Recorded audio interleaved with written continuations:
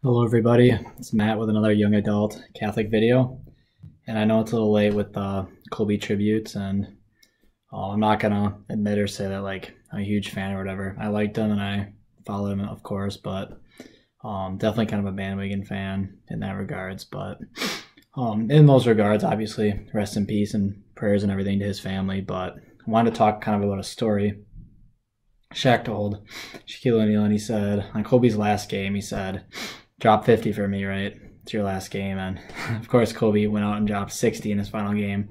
Kind of a testament to always trying to do a little bit more, do a little bit extra. And it kind of goes back to the Bible story of the multiplication of the talents. A king gives three servants 5, 2, and 1 talents, and the one with the 5 doubles his, the second doubles his as well, and the third hides his. We're given talents, we're given abilities, and we're given goals. I think if there's something Kobe did teach us with his life in basketball, it's to always do a little more than what's expected of us. If we're told to take out the trash at home, maybe do a little bit extra, maybe do the dishes too, or do a small act of kindness for someone without being told. It's these little extra things that really make us into great, and that's what Kobe was. He was a 6'6" shooting guard. He wasn't physically impressive or anything like that, but he was constantly in the gym. He was constantly outworking everybody, and that's how he became one of the greatest of all time. We look at Saint Therese. We look at John Paul II when he was sick. Saint John Paul II when he was sick at the end of his life. It doesn't take like these natural gifts. We don't have to be great speakers or naturally gifted and all these things. As long as we take what God gives us and just keep working and keep praying and keep hoping, God can use that to make us great saints, for sure.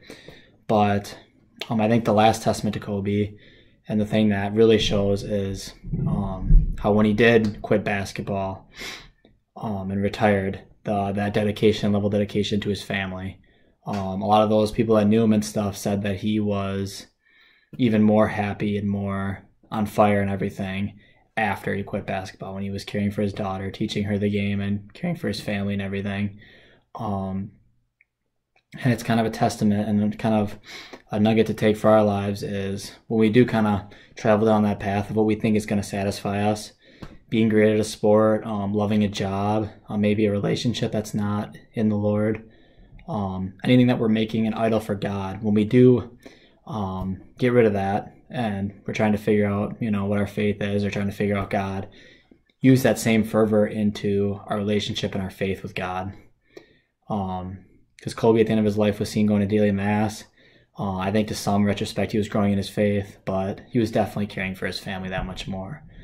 He lived his life for basketball, and that's fine, and that's all in good. He realized it wasn't everything, and he said, well, what can I do? So then he served. You can get a lot of gratification out of a job, out of a relationship, out of sports, whatever, but I think the most gratifying experience is when we serve God selflessly in others. And when we see him in others and we give of ourselves fully, he'll definitely make us great. He'll make us, though we're small and though we have issues, in humility and through service, he'll make us great. And Kobe will be remembered for a long time, but Saint Therese and some of these great saints, although there's legends, and the quote from the Sandlot goes, heroes get remembered, but legends never die. A great basketball player might get remembered for several lifetimes, but some of the saints truly will never die, not only on earth, but also in heaven. Thanks, guys.